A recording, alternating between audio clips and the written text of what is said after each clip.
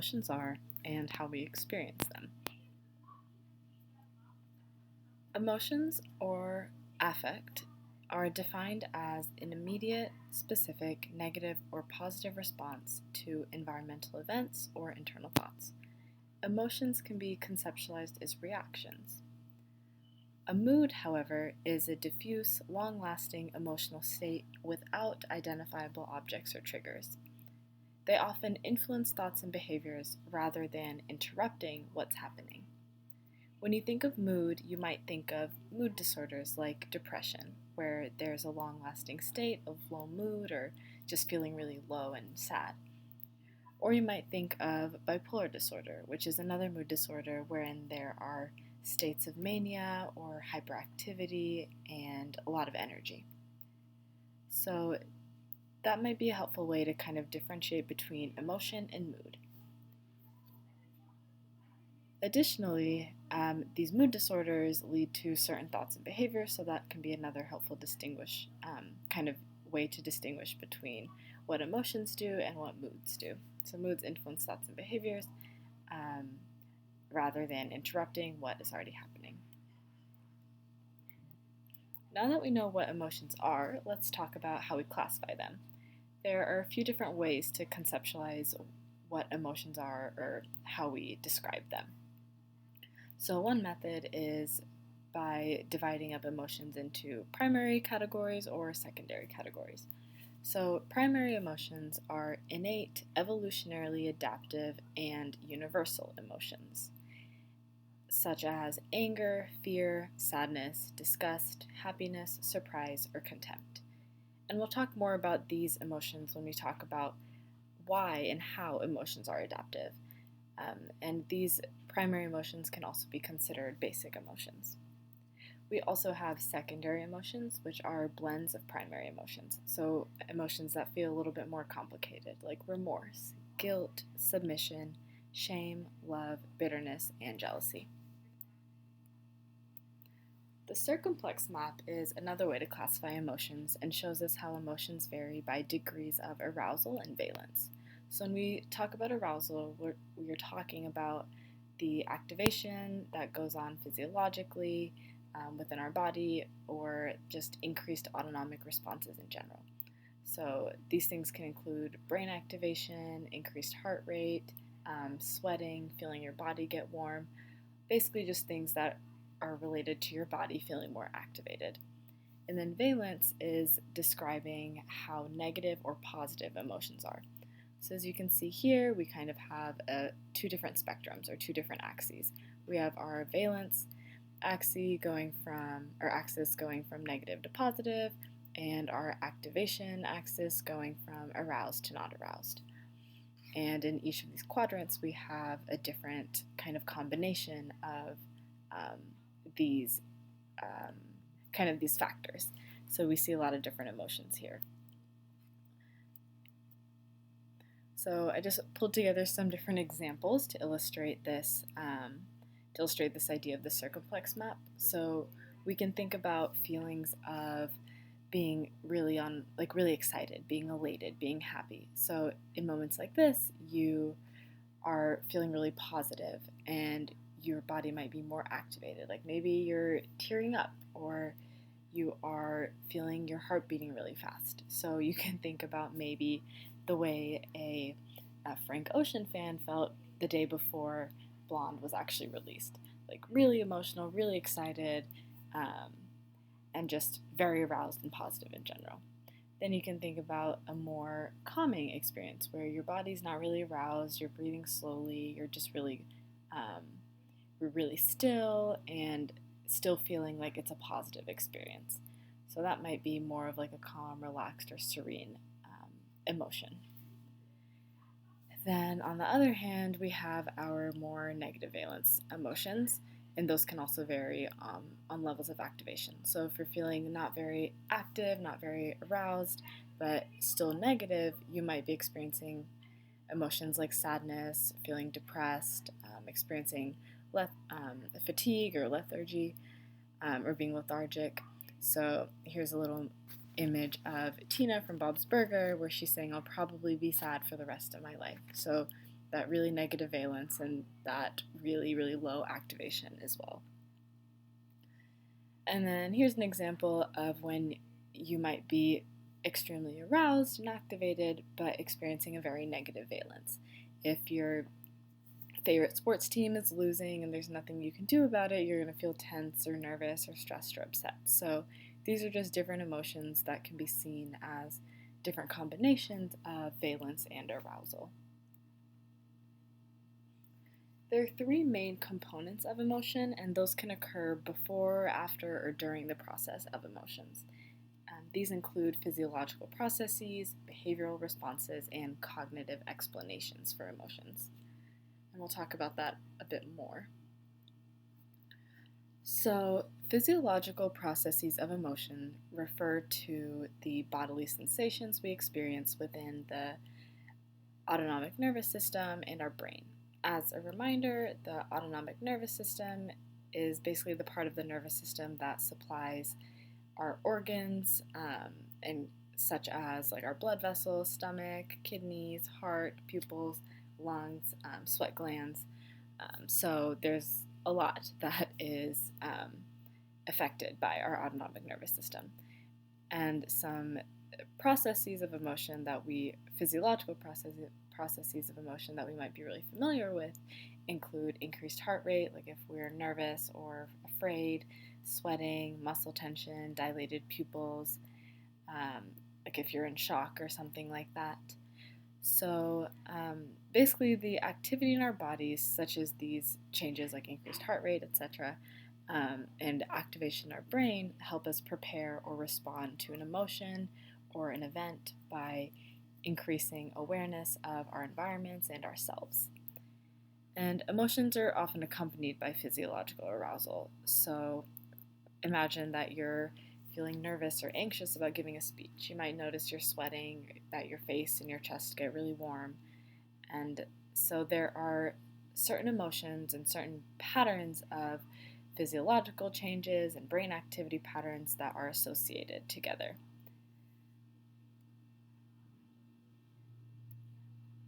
I want to move on and talk a little bit about some of the brain structures, or one of the main brain structures that's relevant to emotion processing, and that's the amygdala.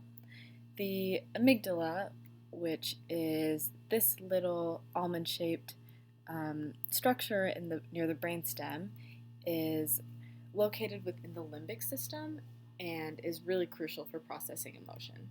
It's also thought to be relevant for memory consolidation, considering that emotional events are more likely to be stored in our memory. So we often remember events or stimuli that evoke emotion, such as fear, and studies have shown greater activation in the amygdala to faces that display fear, which again highlights the role that the amygdala has in processing emotions. So basically, it's important to remember that the amygdala is relevant to fear and memory. So sometimes we might be exposed to an emotional event or an emotional stimuli, and that will lead to activity in our amygdala, and that activity in our amygdala can also help improve our long-term memory for that event. So if there's something fearful that we've experienced, part of that amygdala activation is going to impact how we remember that event or that stimuli, and we might avoid it in the future.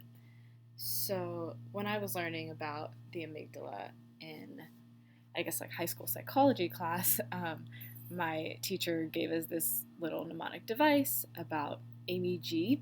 So if you stole Amy G's dollar, she might fear you and remember what you did and avoid you for years. So hopefully that'll be a helpful mnemonic about the amygdala and how it's really relevant for fear and remembering emotions.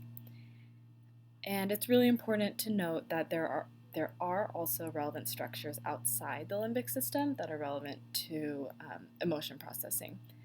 But the limbic system will come up a lot in your psychology classes, and just as you continue learning more about the brain and emotions and fear, especially. So the limbic system is kind of just like a rough descriptive way to link a brain area to or discuss brain areas that are related to emotions.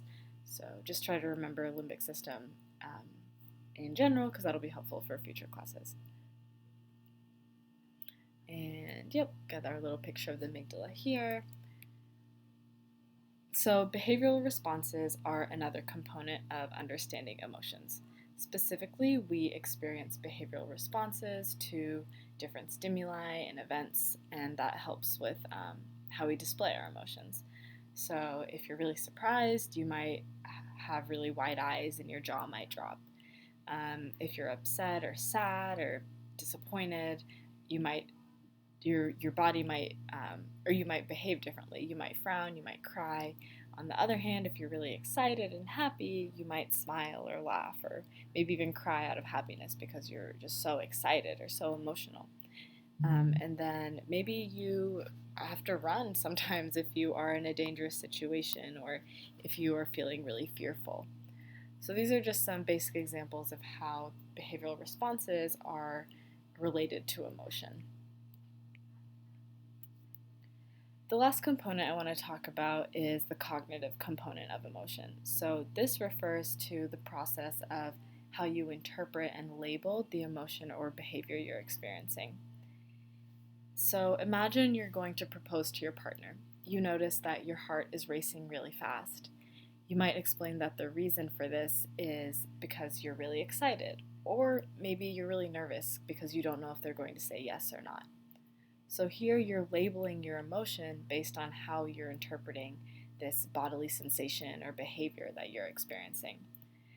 And this idea of cognitive labels or interpretations of emotions and sensations is really relevant to the major theories of emotion, which we'll move on to right now. So there's 3 theories of emotion. And in chronological order, they are the James Lange theory, the Cannon-Bard theory, and the Schachter-Singer two-factor theory. So when we think about emotions and how our bodies react to events, common sense sort of directs us to think that our bodies respond to emotions. Like maybe we are fearing something, so then our bodies are going to sweat or we're going to run. Well, the James Lange theory proposes the opposite, so it's kind of counterintuitive to what we would think is just common sense. So, according to this theory, people experience certain patterns of bodily responses and then perceive those patterns, which result in feeling or experiencing an emotion. And this theory has been previously supported by different hypotheses, specifically the facial feedback hypothesis. And basically, this implication of the James Lange theory and this hypothesis basically suggests that changing our facial muscles or forming certain patterns or shapes or kind of directions of our facial muscles that mimic emotional states can actually activate emotions. So if you smile, or in this experiment over here, if you're putting a pen or pencil in your mouth, it kind of forms it mimics a smile. And so a study that was done previously pointed towards this kind of forming of your facial muscles, and a smile was actually leading to happier emotions and just less severe ratings in an experiment. So there have been some issues with replication with this sort of facial feedback hypothesis, but what's really important to remember here is this idea that possibly forming your facial muscles to mimic emotional states can sometimes activate those associated emotions. So the Cannon-Bard theory came next, and it was actually created in response to the James Lange theory because certain people had some criticisms towards the James Lange theory. So in particular, Cannon and Bard believed that there were too many different emotions to be associated with one set of arousal responses or body responses or just like physiological patterns. For example, heart pounding and trembling couldn't only be associated with fear. It could also be associated with excitement, like if you're on a roller coaster maybe, or while you're waiting in line for the roller coaster. So they believed that there are too many different emotions to be associated with one set of patterns or responses.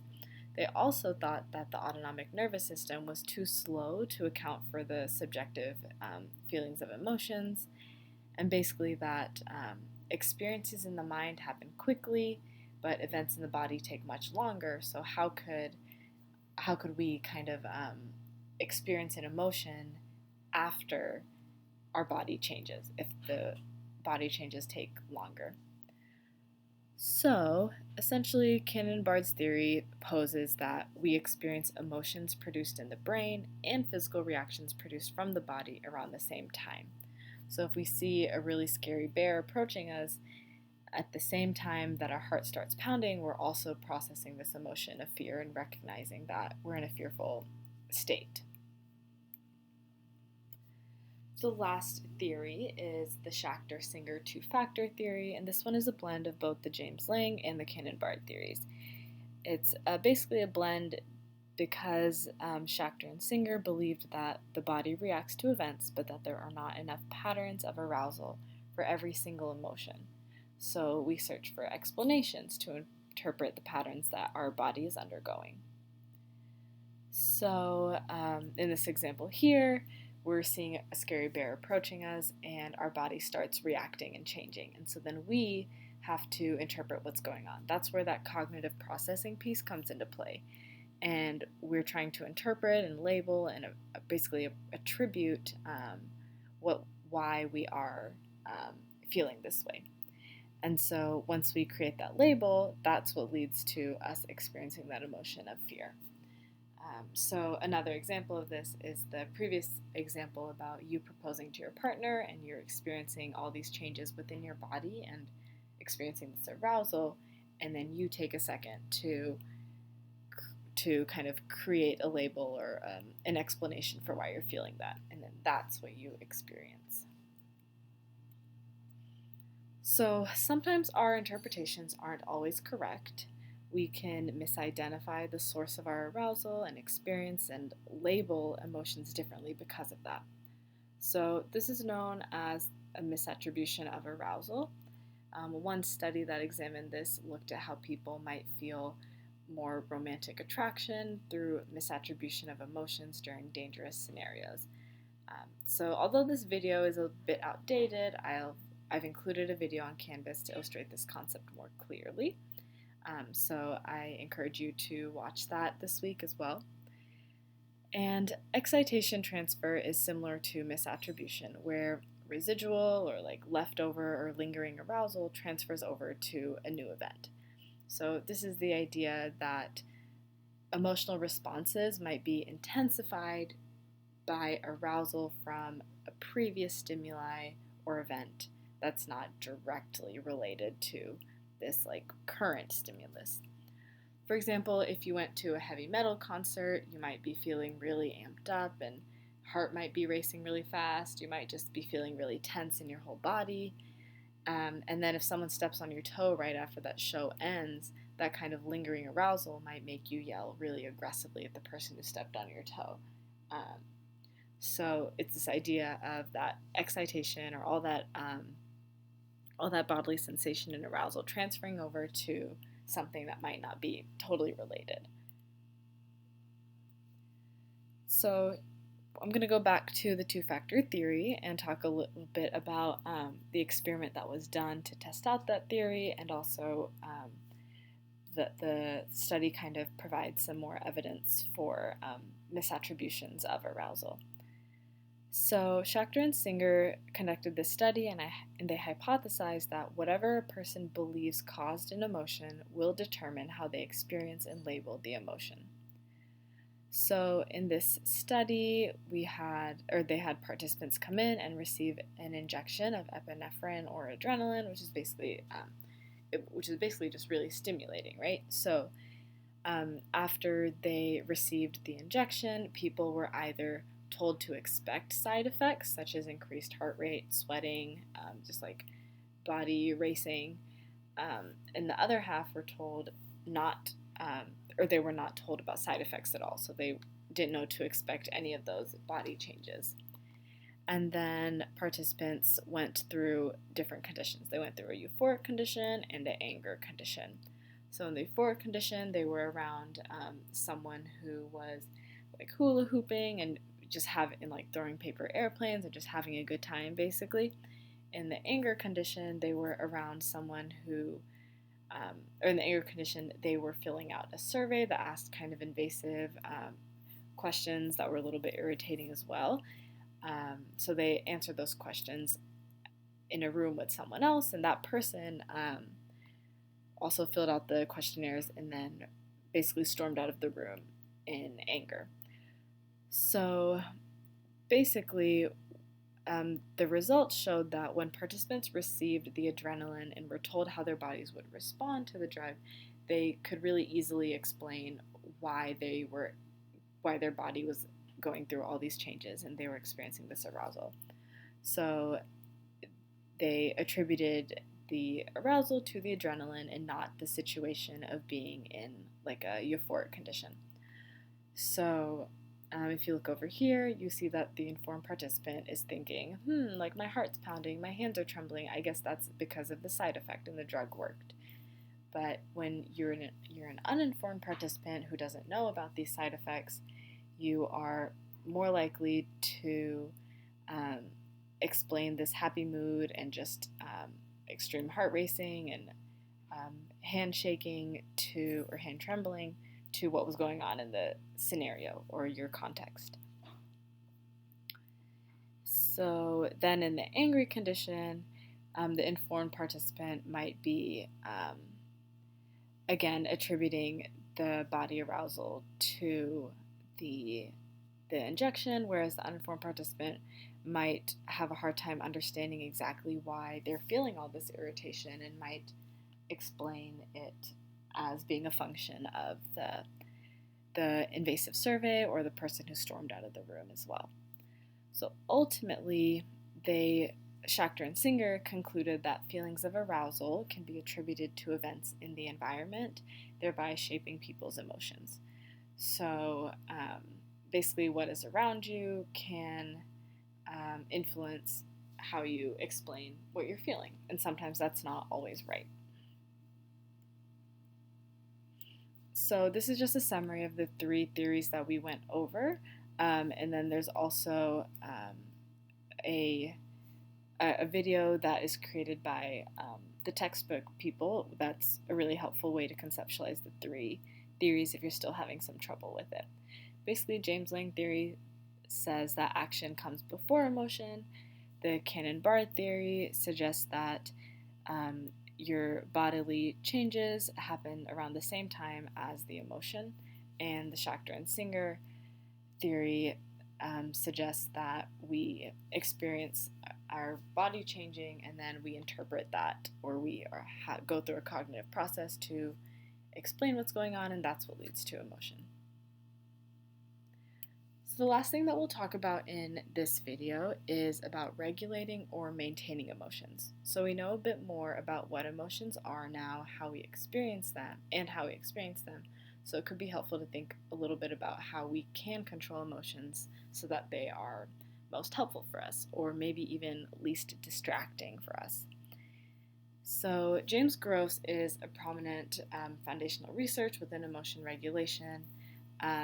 And his work has been really relevant to trying to treat mental health disorders, but it's also really relevant to just our day-to-day life because we experience emotions like all the time. So this will be pretty quick, but I just want to highlight some ineffective methods of regulating emotions that a lot of us do. So ruminating is this idea of thinking about the same thing over and over again. Maybe you did something embarrassing in class and you just keep thinking about that moment over and over again and it's not feeling better. So sometimes this idea of ruminating can get in the way of doing other things and you just get fixated and you aren't able to move on or feel better. Suppressing thoughts is another ineffective method of regulating emotions sometimes.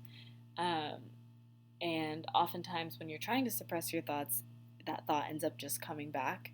So Some more effective methods could be to change the meaning of something or kind of reframe your interpretation of something so that it's not quite as, sometimes maybe it's not quite as hurtful to you, but most importantly, maybe this reframe is just really realistic and it helps you accept things that are going on around you or what you're experiencing. Some other methods include controlling your environment, such as staying away from things or people that make you upset, or going towards things or people who do make you feel more positive. Distracting yourself temporarily can be an effective method if that's kind of like a placeholder before you're able to really address the emotions that you're experiencing. Humor can be effective, and being active, like going for a run or just trying to maintain social activity or going for a walk, like basically physical and social activity, can be really helpful methods of regulating your emotions as well.